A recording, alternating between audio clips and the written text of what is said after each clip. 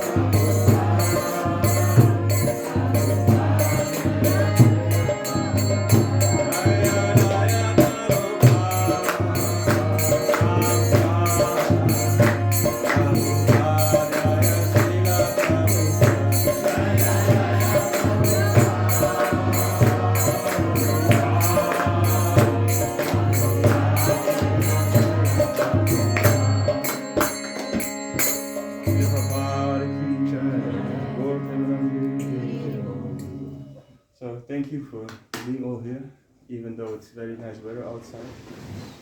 Quite rare in Netherlands. So maybe something here is more enjoyable than the nice sun and ice cream, which we saw on the way while walking here, which was very attractive also.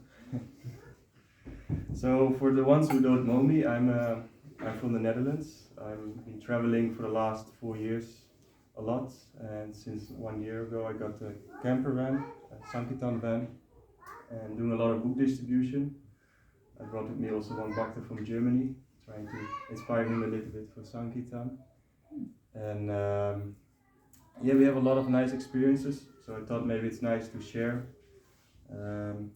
It's unfortunately not so much happening anymore, Sankirtan, so I hope with this lecture I hope to inspire, even if one person of you gets inspired to once in a while go out for books, that would be already very appreciated by me and probably also by our founder Acharya Srila Prabhupada, because we all know it was very dear to our founder Acharya. So that's why I also chosen today the verse from the Srimad Bhagavatam, 10th canto, 14th chapter, 8th verse. The first time I heard this verse was actually during Sankirtan, and it's a verse that really helps us to depend on the mercy of the Lord. Like I've served in the temple for 1.5 years, and I always said like, okay, if I wash pots or cook for the devotees or clean the temple room, I don't need so much mercy for that. I just have to do it. But I really need to pray if I want books to go out, to people to take the books. And if it doesn't happen, then probably you're not so Krishna conscious. But you can still wash the pots. Maybe they don't become so clean, but you wash them. But it's still happening. So that's why I chose today the verse 10:14:8. Let's start with reciting some mantras. Om Namo Bhagavate Vasudevaya. Om Namo Bhagavate Vasudevaya. Om Namo Bhagavate Vasudevaya. Om Namo Bhagavate Vasudevaya. Om Namo Bhagavate Vasudevaya. Om Namo Bhagavate Vasudevaya. Narayanam Namaskritya Naram Chaiva Narottamam Devim Saraswatim Vyasam Tato Yamudiret Nasta Priyasabhadesu Nityam Bhagavata Sevaya Bhagavati Uttamas Loke Bhakti Bhavati Naishtiki. So reading then from the 10th canto, 14th chapter, verse 8. Tatenu kampam susamik samano. Tatenu kampam susamiksamano. Tatenu kampam susamik samano. Tatenu kampam susamiksamano. Mungyana evatma kritam vipakam. Mungyana evatma kritam vipakam.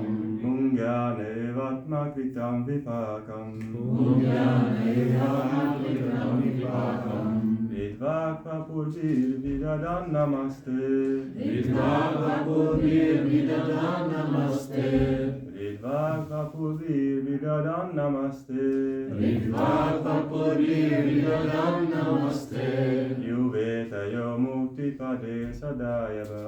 Jivetayo muktipade sadayava. Divetayo muktipade sadayava. Jivetayo muktipade sadayava. Tatenu kampam susamik samano. Tatenu kampam susamiksamano. Mungyana evatma kritam vipakam. Mungyana evatma kritam vipakam. Ridvakva purvir vidadan namaste. Vidvakva purvir vidadan namaste. Jivetayo muktipade sadayava. Jivetayo muktipade sadayava. Prabhu. Tatenu kampam susamikshamano. Tatenu kampam susamikshamano. Jnanivatma kritam vipakam. Punjana kritam vipakam. Tvakva purbir vidadan namaste. Devakva purbir vidanam namaste. Jiveta yo mukti pade sadaya bhak. Jiveta mukti pade sadaya. More Prabhu. Tatenu kampam susamikshamano. Tatenu kampam susamikshamano. Jnana evatma kritam vipakam. Punjana evatma kritam vipakam. Vidvakva purbir vidadan namaste. Tvakva purbir vidadan namaste. Jiveta yo mukti pade sadaya bhak. Jiveta yo mukti pade sadaya bhak. Mataji's. Tatenu kampam susamikshamano. Tatenu kampam susamikshamano. Punjana evatma kritam vipakam. Punjana evatma kritam vipakam. Ritvakva purbir vidadan namaste. Ritvakva purbir vidadan namaste. Jiveta yo mukti pade sadaya bhak. Jiveta yo mukti pade sadaya bhak. One more Mataji. Tatenu kampam susamikshamano. Tatenu kampam susamikshamano. Punjana evatma kritam vipakam. Punjana evatma kritam vipakam. Ritvakva purbir vidadan namaste. Ritvakva purbir vidadan namaste. Jiveta yo mukti pade sadaya bhak. Okay, translation and purport by disciples, no? This was the disciples of Srila Prabhupada, Srila Prabhupada Ki. My dear Lord, one who earnestly waits for you to bestow your causeless mercy upon him, all the while patiently suffering the reactions of past misdeeds and offering irrespectful obeisance with his heart, words and body, is surely eligible for liberation, for it has become his rightful claim. Purpose. Srila Sridhar Swami explains in his commentary that just as a legitimate son has to simply remain alive to gain an inheritance from his father, one who simply remains alive in Krishna consciousness, following the regulative principles of Bhakti Yoga, automatically becomes eligible to receive the mercy of the personality of Godhead. In other words, he will be promoted to the kingdom of God. The word Samik Samana indicates that a devotee earnestly awaits the mercy of the Supreme Lord even while suffering the painful effects of previous sinful activities.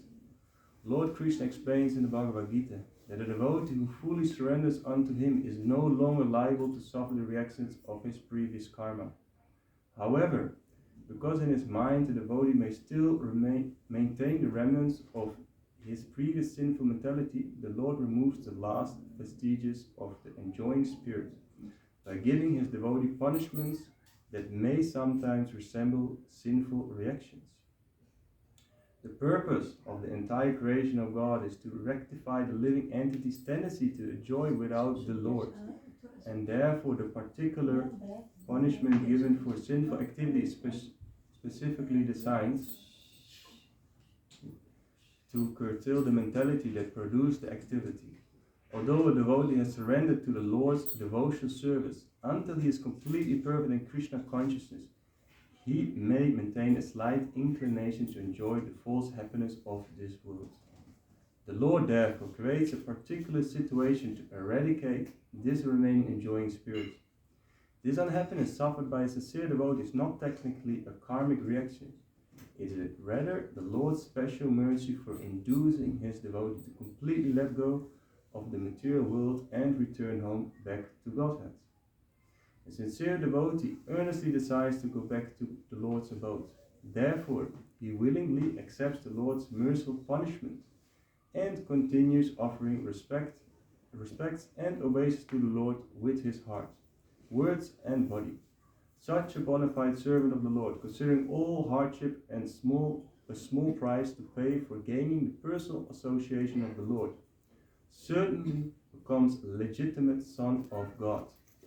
As indicated here by the words diabak, just as one cannot approach the sun without becoming fire, one cannot approach the supreme pure Lord Krishna without undergoing a rigid purificatory process, which may appear like suffering, but which is in fact a curative treatment administered by the personal hand of the Lord. Tatenu kampam susamiksamano bunyane evatma kritam vivakam vedvaka purdir vidadan namaste jiveta yomukti pade sadayava. My dear Lord, one who earnestly waits for you to bestow your causeless mercy upon him, all the while patiently suffering the reactions of his past misdeeds and offering you respectful obeisances with his heart, words and body, is surely eligible for liberation, for it has become his rightful claim. Om Gyanti Marandasya Gyananjana Salakya Chaksur Unmilitam Yena Tasmai Sri Guruve Namaha Sri Chaitanya Manovistam Stapitam Yena Bhutale Swayam Rupa Kadamyam Dadati Sapadantikam Vandeham Sri Guru Sri Utapara Kamalam Sri Gurun Vaishnavam Sri Rupam Sagriyatam Sahagana Raghunatam Anpitam Tam Sijivam Sadvaitam Sapadutam Arijana Santam Krishna Chaitanya Devam Sri Radha Krishna Padan Sahagana Lalita Sri Vishakam Nama Om Vishnu Padaya Krishna Vastaya Bhutale Sri Mate Bhakti Vedanta Swami Namani Namaste Saraswati Deve Guruvani Pracharine Nirvishesha Sunyavadi Pasyata Deshavani. Hey Krishna Karuna Sindhu Dinabandho Jagapate Kopisa Kopaka Kanta Radha Kanta Namostate Tapta Kanchana Gorangi Radhe Vrindavanishwari Prisavana Sutadevi Pranamami Hari Priye Vancha Kalpa Dhurvascha Kripa Sindhu Devacha Patitanam Pavanebhyo Vaishnavebhyo Namo Namaha. Jai Shri Krishna Chaitanya Prabhu Nityananda Shri Advaita Gadadhar Shivasadi Gaura Bhakta Vrinda. Hare Krishna Krishna Krishna Hare Hare Hare Rama Rama Rama Hare Hare. One more time, thank you for letting me speak. Hopefully something for my own purification and hopefully for your inspiration. As I said before, I'm a Sankirtan devotee. I mean, we're all Sankirtan devotees, but I'm actually going out on the street, and it's nowadays quite rare. Like in the time of Prabhupada, many devotees were out. I've been traveling to maybe 20-30 countries in the last 30 years by doing traveling Sankirtan, and I heard very often, "Where have you guys been? I thought you were gone. Where have you guys been?" But actually, in the time where they're speaking about, we were just maybe 5,000 devotees, but they were so active that it looked like we were an army of millions of devotees. Because we were so fierce. We had like people like the Beatles, of course, on our side, and yeah, Prabhupada was of course there, but the devotees were, fully engaged in Krishna service. So I was thinking, like, why is it that many people don't see us anymore? Why are we not so enthusiastic anymore? Have you become too comfortable? This verse which we just read, shows us that when we come in difficulty, we actually can depend on Krishna. That's why this verse came to me the first time. Like, when difficulty comes, this is a good prayer to pray. And I was thinking of a lecture of Satyendra Maharaj. He was explaining that of all the devotees, most of the biggest part of all the devotees, around 80%, is actually not really making progress anymore in Krishna consciousness. Like 10% is more criticizing, so they actually fall down, and 10% are actually really doing something, and the other 80% are just comfortable or too proud that they think I know everything, or there was another thing. Anyways, they're like not really moving forward. They just stay on the surface. They don't really go deep. And So I figured out for myself, like, we need to find something in which we can really go deep. And for me personally, that's Sankirtan, and maybe it's not for everyone, but I do believe more and more devotees can do it, because if almost every devotee was doing it in the early days of Prabhupada, why is it not now possible? And the reason, personally, I believe is because we are afraid for the discomfort of Sankirtan. It can be discomfortable. Like, personally, I come from a sports background, so I like a bit of grinding. But for many people, they're not used to this, I guess. But it's needed, and then you can actually see Krishna's mercy. So the reason why I was thinking of this verse is because 2 days ago we were distributing books in Leeuwarden, all the way north in Friesland. There, I'm also actually Frisian, and I know my kind of people. They're quite stubborn. We know everything. We have a saying in Dutch: "What a farmer doesn't know, he doesn't eat." But somehow, after the first 2 hours went really horrible. Nothing happened, and I saw all these Frisian people. I thought, man, these people are not gonna take books. Like, they look so simple-minded. They don't like reading. I mostly ask people, like, do you like reading? And say no. I mean, if I go to Amsterdam or to the big student cities, they say, yeah, I like reading. But in Friesland, no. So then I was like, oh, what am I gonna do? So then I said, I had some nice prasadam with me, made some nice pasta. So I thought, I'm gonna eat my pasta and then read something. And then somehow I thought of this verse, which we now read. And this shows actually that we should find this difficulty. Like, because then the mercy happens. And when I was praying, when I was doing this prayer, then actually the mercy started to happen.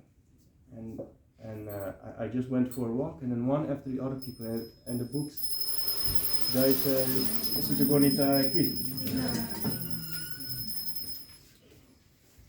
So the mercy started to come more and more. And then I asked one lady, where should I go? What is a good place here to find the right people? Because Krishna inspired me to find the right people. And I was just praying to Krishna, please show me where I should go, where can I find the right people? Because I was on the train station, there was only very young people and not the highest educated people, to say like this.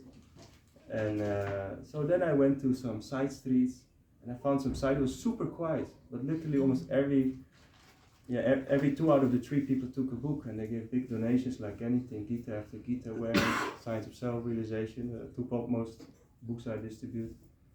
And people were just more spiritually minded people came. And it was not because I just happened to be there, like, on so no, I asked actually Krishna, please inspire me, and then the right person came to say, hey, you should go there.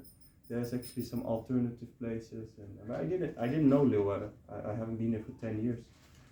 So that's the way Krishna inspired me.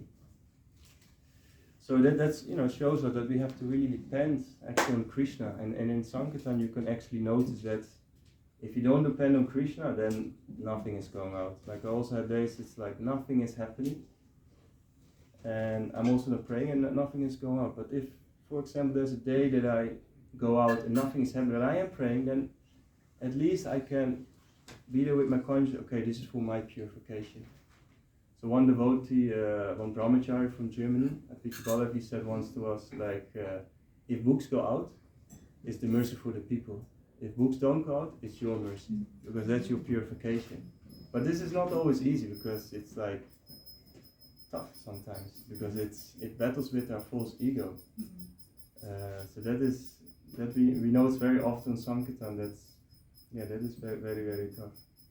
But when you pray, and then the mercy starts to come, and Krishna at some point turns the tap of mercy open again.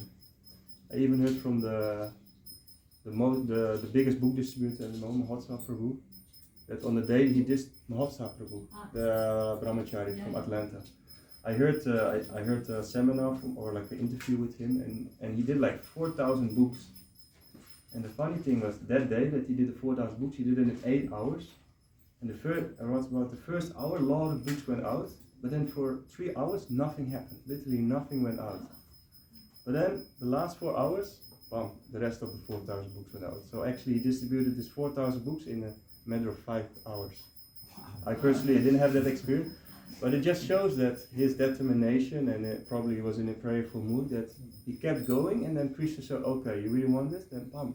Same with Prabhupada. he was battling in India for 40 years and then for another 1 or 2 years in the US, and nothing happened. Literally almost nothing really manifested. And then, okay, that was it. Krishna said, okay, now it's gonna happen, and bam, it took off. So in Sankirtan we notice this a lot, and that's why I personally believe that everybody should have some experience of Sankirtan, because it can really show you that Krishna's mercy at some point is coming. Like maybe in the beginning nothing is happening for maybe hours. You know, for us it's kind, so he just makes it hours. For Prabhu, you know, he makes it years, decades. And us is kind, he just makes us suffer for 1 or 2 hours, and then okay, here's some mercy. But for Prabhu it was 40 years almost, so yeah. He did 4,000 books in 5 hours? Yeah. I mean, he was 8 hours out on the streets. Ah, yeah, okay. And I was just counting, that's 18,000 seconds. It means that he did 2.5 books per Yeah, second. but he doesn't do like 1 book per person. Yeah, like what he does. But this on average he Yeah. did 2.5 books per second. Yeah, I don't know. I have to still talk once. I want to talk once with him how he exactly arranged that. I mean, Yeah. he knows he took the right spot. He had Bhagavatam sets and Chaitanya Charita. So he did like whole sets of like 60, 70, 80 Yeah. books. And then it's just still the same. Like if you do sets of 80 books, it's still 50 people. I know many devotees, they do 100 books to 100 different devotees. I also done for 6 hours we did Harinam and I did 100 books, and almost everybody just took 1 book. So it's possible.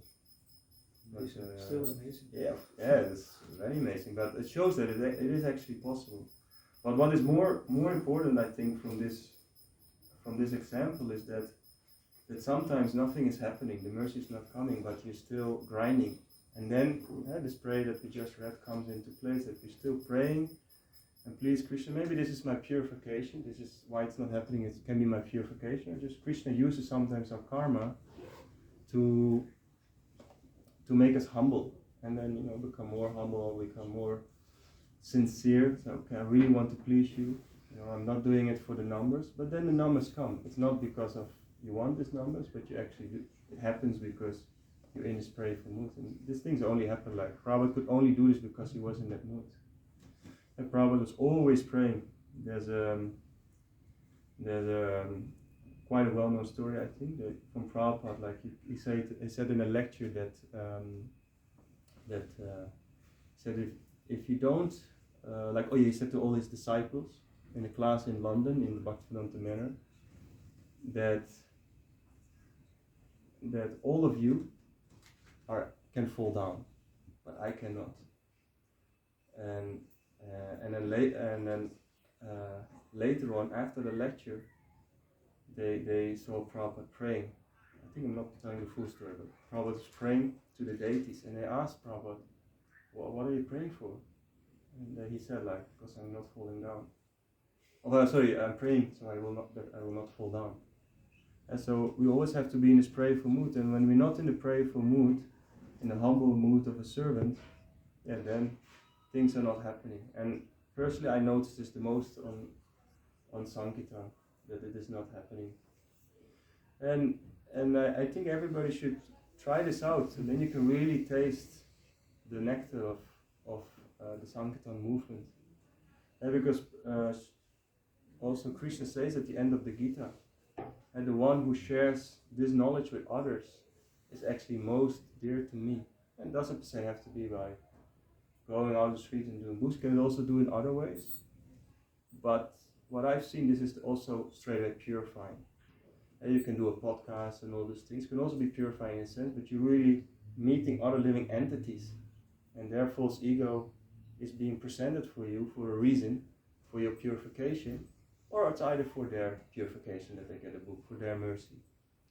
And so I believe it's good that we try to somehow make it part of a life. Like I guess everyone, almost everyone, or if not everyone here is a grihasta. So of course it's very hard to be engaged in direct devotion service. But what I've found very inspiring from Naveen Nirdapu, who is one of my big inspirations, is I'm not sure if he still is, but was at least the book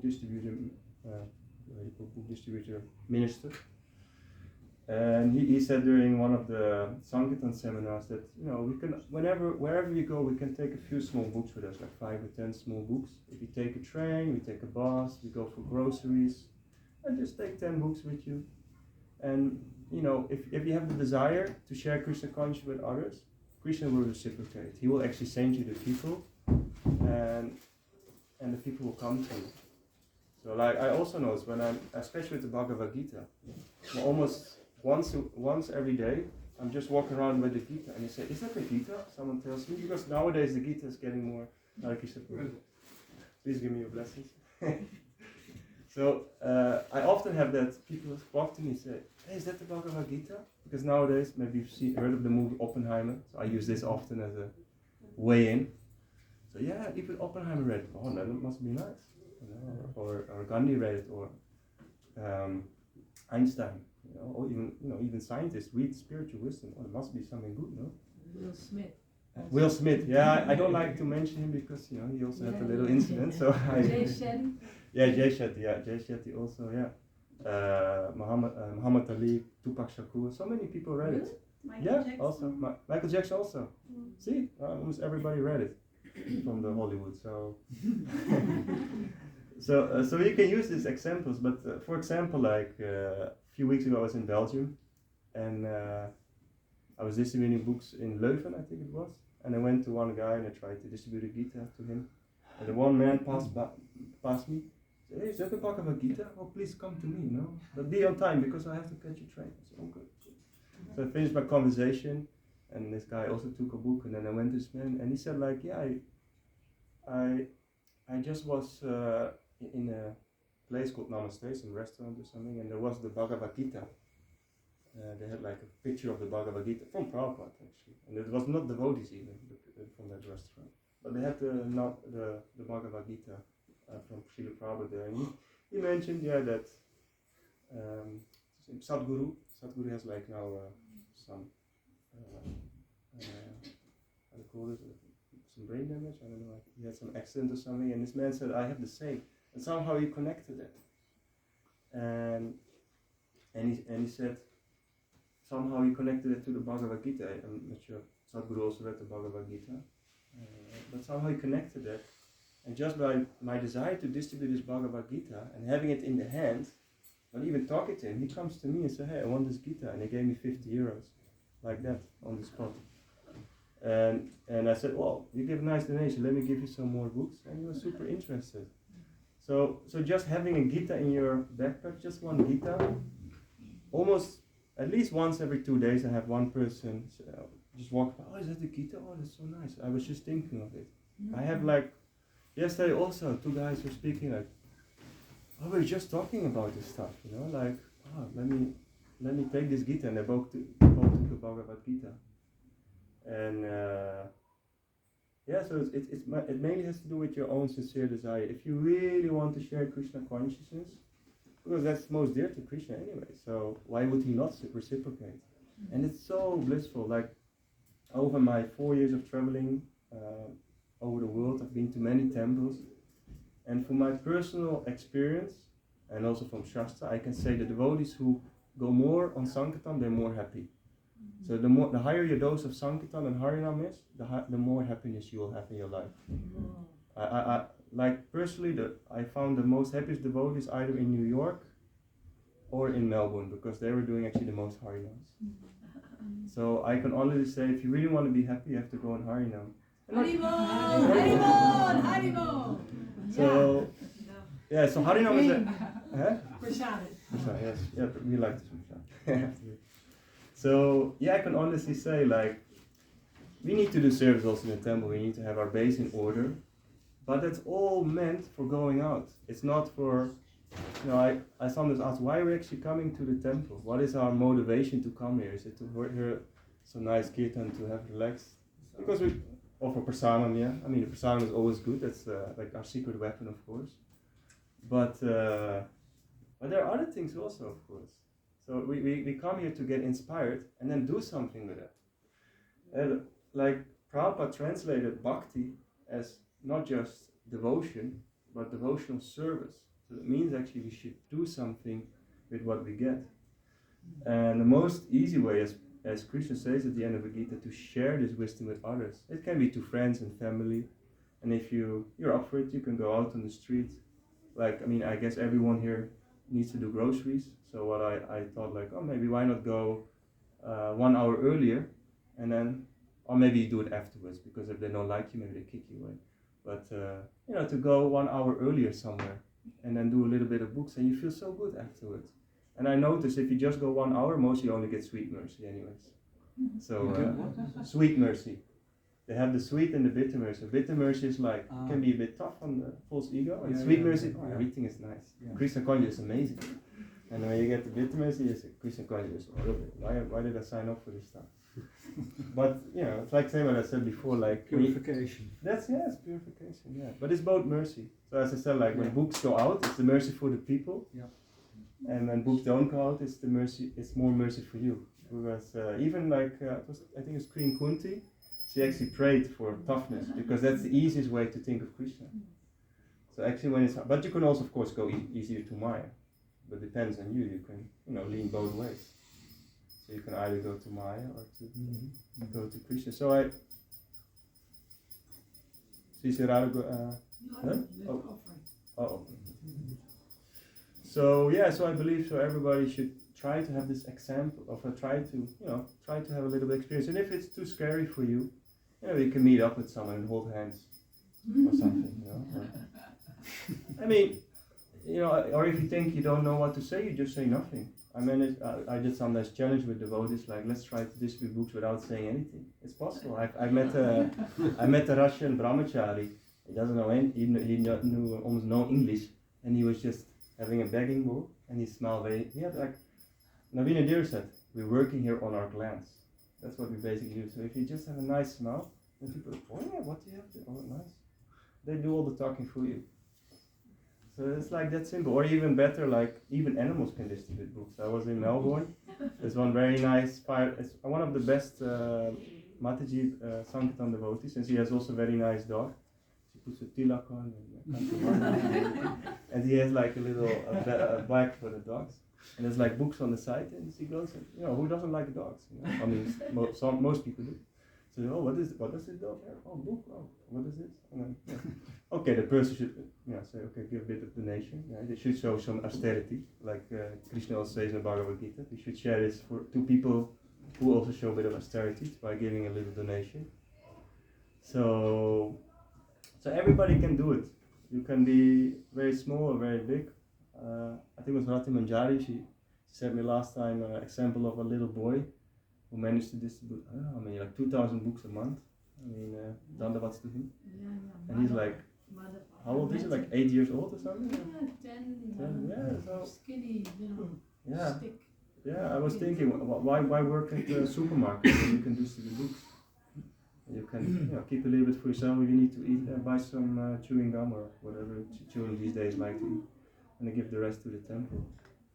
So I think everybody can do it, and if we don't do it, like Navina Deer said also, like if we don't do it, the Russians and the Ukrainians will do it for us. Because in most countries, especially in Germany, it's mostly Ukrainians anyways who are doing the Sankirtan and the Harinams. Like even this, and if we not do it, some person will pick it up. It will anyways happen because it's the prophecy. Like there's a very beautiful example from one brahmachari. He distributed the Bhagavad Gita in Novosibirsk all the way. I was there once, before Krishna Kona I was doing a lot of traveling, and it's a very grey city, very not nice to live in. But somehow some man got their Bhagavad Gita, and he understood the Gita. At the end, it is said like, one who shares his wisdom with me is most dear to me, and he understood that. So what he did, he took the Bhagavad Gita to a copy shop and made 100 copies, xerocopies, like just normal paper, and distributed that on the street. And then one brahmachari, I don't know who it was, but he met this guy. I said, what do you have there? I said, he said like, hey Prabhu. I said, what is Prabhu? Because I think that's not mentioned in the Bhagavad Gita. So he said, what is Prabhu? He said, what do you mean, what is Prabhu? From which temple are you? I said, what temple? We have the Bhagavad Gita. Yeah, it's a nice book. So he was sharing it because it said in the end of the Bhagavad Gita, who wants shares it with others, he's most dear to me. So he does that, and he felt this inspiration. So even if we as ISKCON don't do it, someone will do it, because there's already millions of Bhagavad Gitas floating around, and they're waiting to ignite, to explode. And we say like the books, they're time bombs, and at some point they will explode, and someone said, "This is it. This is what I have to do." And I felt it also. Since I'm 10 years old, I was searching why am I here? Why am I here on this earth? What am I doing here? And then, luckily, after 20 years of a lot of searching, I finally found Krishna consciousness. And I say, yeah, this is it. And probably as many more people were much more inspired than me, but I could understand this is it. And so we can ask all ourselves, like, why am I actually sitting here? Why am I gonna go on a nice sunny day, which is not happening so often in Netherlands? Why am I gonna sit in a room where I cannot feel the sun rays on my skin? But instead, like here, kirtan, here's some lecture by some bhakta, and but also need nice prasadam. Maybe it's just a nice prasadam, I don't know. But why am I coming here? And so we can always ask ourselves, like, what is our motivation to actually come to the temple, practice Krishna consciousness, and we can refine that over time. Also, when we do book distribution, it's good to have a motivation. Why am I gonna go out for book distribution? Like, of course, the highest is to please Krishna, but how much do we connect with them? You can meditate, and it's like, why am I doing this? The same with the chanting. Am I doing that because I vowed that to my spiritual master that I should chant 16 rounds and hold the 4 regular principles? Or is there a reason why I'm actually doing this? What is actually the reason behind all our activities? And personally, I get very much confronted with this with Sankirtan, because if I'm not thinking about this motivation, then it's just not happening. And then I can pack my bags and go back to the temple or go back to my parents, because I cannot pay the fuel then. So we can think for ourselves, why am I actually coming to the temple, and how can I please Krishna? I mean, for Prabhu, it's very dear if he share his books, because that's his personal ecstasies.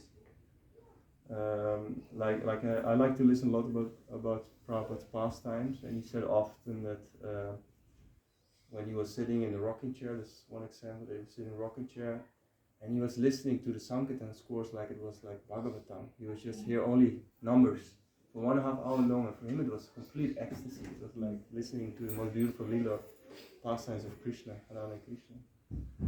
And so we can understand it's very pleasing to Prabhupada.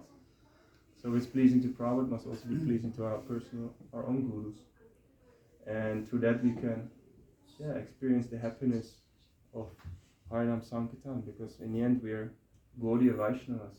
We are a preaching movement. We go out on the street and chant the holy names. We have the Mridanga, so that's of course very beautiful, and if we combine it with book distribution, with the Brihat Mridanga, which has a much further span of impact, we can do so many beautiful things. And as I said, it's anyways going to happen because it's in the book, so we can also do nothing and not be part of the bliss.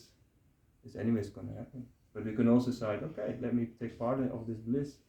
Even if it's 1 hour a week, we experience something, we get some taste. And also from personal experience, I see that when I share Krishna consciousness, I get more taste for reading Prabhupada's books, and it actually becomes easy to read 1 hour or 2 hours a day. I want to actually read, because I feel so much more nectar when I actually serve, and especially share Krishna consciousness. And also the chanting becomes so much easier when you actually share Krishna consciousness with others. So, this is, I hope I inspired you a little bit. So, I will stop here. I don't know to what time we actually have time for the lecture. When do we get hungry normally in this temple? 1 minute. Oh, 1 minute, okay. So I will stop here. I don't know if there's time for questions. Yeah? Yes. So if there's any questions or comments or Hare Krishna Mata. Hare Krishna. I'm very curious to hear your most remarkable Sankirtan story in your 4 years. Well, like I've experienced that. I think it's more a general thing, like as I said before, like if you really have the desire to please Krishna, also like sometimes, I don't know if you ever go to a festival, and sometimes a lot of people come to a festival and they don't do any service, and it gets kind of still, you don't really feel the taste of the festival. So then you can say, how can I be part of the festival? How can I serve? And then, some devotee comes to the temple, commander comes to, can you help clean the pots or help cut vegetables in the kitchen, because that's most needed in almost all temples. And then, it's something very simple, but when you do this, then you feel much more nectar, because you're actually part of the lila, of the festival. So I also feel like when I really have the desire to serve Krishna and to, I'm doing this book distribution, so when I really have the strong desire really to give out this mercy, because I personally experience, I'm really convinced, like there's another question you can ask, how convinced are you that this is the thing we should do? You can ask yourself, how convinced are you of doing this? And when you're really convinced, then people come on your path and distribute books. Like, it's maybe not the most amazing Sankirtan story, but I found it very fun. I find it always a very funny story. I like to tell it a lot. So I was traveling with one brahmachari from Golokadam, and we were traveling in Switzerland, and we had to fill up water. Because, we also take showers. And so at 4 o'clock we went at night. We went to the zoo, because they had a toilet was open, so we would steal some water from the zoo. That's the only place we knew. So we stole us some water, and then when I went in with the water hose, then 4 o'clock at night, you don't expect anything, But there in the middle of the toilet area, there's a man sitting there on a chair with all stuff around him, with books, with some book about psychology, one about Dalai Lama. I said, what is, I was like, first like, what is this man doing here, So, but I didn't think like that first. So I said, wow, nice book you have. You're into spirituality, I said, yeah. Okay, let me put up this hose and I come back to you. It's like a strange conversation, 4 o'clock at night in the toilet of the zoo. but I had the desire to distribute books. So then I came back with him with the Bhagavad Gita after filling up the water. So this is for you. I didn't even think about donation, so that was it. And then once we had the water, we moved on, and we later chanted and took did a morning program. And then later on I saw that same guy cleaning up the parks, because in the morning the parks in Switzerland are mostly big mess, because somehow people are like that there. And I saw, oh, that's actually a very nice guy. He's just helping up to clean up the park. Well, it's not even his duty, so he has some good intention in his heart. And then later on I was doing my yoga, my physical yoga, and there are some outdoor chess pieces, so I was thinking, if he's still there, I'm going to play a bit of chess with him. But I get to know him, because somehow I see him already the third time. And then we had a bit of conversation while doing chess. And then in the end, he told me like he gave up everything in his life. He had only 100 euros left. He was just planning to sell his watch in some jewelry shop. He was like from Germany and playing golf. Well, he is a golf teacher, but he was not happy with his life. And then we talked a little bit, and he gave 5 euros of all his money. That's like basically 5% of everything he owns. So it's, for him it's a lot. And I was thinking like, it's not the biggest book distribution, but I was thinking like, if you really have the desire, then Krishna can show you people in all kind of places. Also, like when I take a bus, I used to travel a lot with Flixbus. Almost always, or actually always, there was a person behind me or in front of me that was really interested in this stuff. Because Krishna understand, what are you going to do? Sit 8 hours and watch out of the window? No, you're going to do some service, Prabhu. So he engaged me. You just have to ask for the empowerment. Exactly, right? you have to really desire it. Yeah. So you have, at every single moment you can have the desire, am I going to serve my mind, my false ego, my senses, or am I actually going to serve Krishna? And so, when we go out, like there's Vasheshka Prabhu, for example, I like him also a lot. He say, whenever I'm standing in the line of a grocery store or whatever, I also have these flashcards and then some verses. So you could do that, or you can, talk with your black man and say, let me distribute a book to him. Like also, yes, that was yesterday actually. I was or 2 days ago, I was in the grocery store also in Leeuwarden, and I wanted to buy some sweet because it was not so good day at that point yet. But I saw a very spiritual lady, and she looked at me, and I looked at her, and we understood each other. She wants a book for me, and I want to give her a book. So then we went, I was praying, please Krishna, let this cashier hurry up, so she will not walk away. But we had this connection, and said, are you a Hare Krishna? Yes. Do you have a book for me? I said, yeah, I have a book for you. So like this, if you have the desire, and I didn't have dhoti, don't wear tilak, I'm undercover. So, So inspiring. Thank you. Yeah, Thank you so much for Can sharing. I share a very short, a nice Sankirtan experience? Is there you have to ask the 2 boss, minutes? 2 minutes? 2 minutes, okay. Not more than, maybe even less. It was in 2007. I was living in ISKCON London. My service was programmed, but I also had to go out on Sankirtan 2 days a week. And one of the first times I was on the street in Camden Market, and I got totally frightened. Nobody took a book. People were pushing me away, and no book. I decided to go back. And then my duty, Prabhu, was the temple president at that time. He saw me. He said, "Hey, Yala Sampati, what's wrong?" And I told him why I went back. And he said, "Well, why don't you just ignore your mind and go back again to Camden and see what happens?" Yeah. And then I thought, well, I can be very unhappy here now the rest of the day and regret what happened, or I can just do it. So I packed my bag again. It was very difficult. Went all the way back to Camden, 40 minutes with the bus. Yeah. And then within 5 or 10 minutes, 2 or 3 people took books, gave book donations. Such a nice reciprocation by Krishna. And it was my best day actually. It became my best day. Yeah, I can share a little bit thing. Like actually, my best days were the days I felt most miserable before going out. because Krishna sees that you're actually still trying, even though you feel so miserable, it's still happening. Yeah. So that's why Queen Kunti also pray for difficult, because then it's actually best time to think that we should stop here. Okay. Grantra Srimad Bhagavatam ki jai, Prabhupada ki jai, Gaur Premanandi, Bhakti Jeroen ki Jai.